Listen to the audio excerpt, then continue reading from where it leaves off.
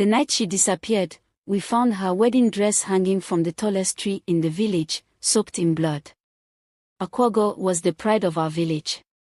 She was beautiful, with a figure that caught everyone's attention, especially her curves.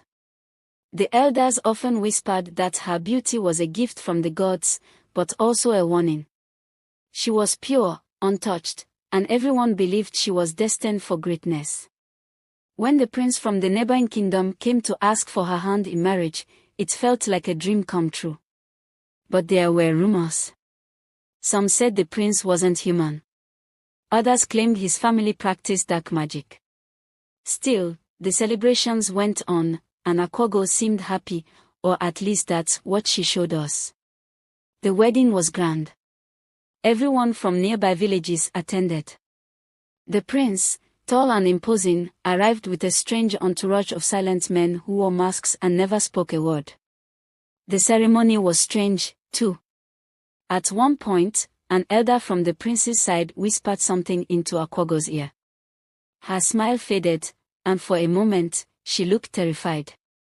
The night after the wedding, Akwaugo and the prince stayed in the village for their first night as husband and wife. They were given the largest hut, one surrounded by tall trees. No one saw her the next morning. By noon, the prince claimed she had gone into the forest for a walk. But her mother didn't believe him. She insisted we search the woods. That's when we found her wedding dress hanging from the tree. It wasn't just blood on the dress, it reeked of something foul, like decayed flesh. Beneath the tree, the earth was disturbed, as though something had been dragged into the forest. We gathered the bravest hunters to follow the trail. It led us deep into the woods, to a clearing none of us had ever seen before. There, standing in a circle, were the masked men from the wedding. The prince was with them, holding something in his hands, a bundle wrapped in cloth, dripping red. The men turned to us, their masks gleaming in the moonlight. One of the hunters whispered, "The Ant-Men."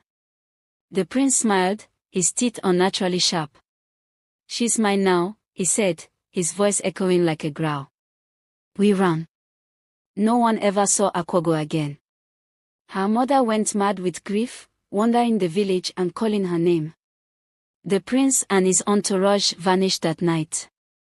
But sometimes, when the moon is full, villagers swear they see a woman in a blood-soaked wedding dress standing at the edge of the forest, calling for help in Akwaugo's voice.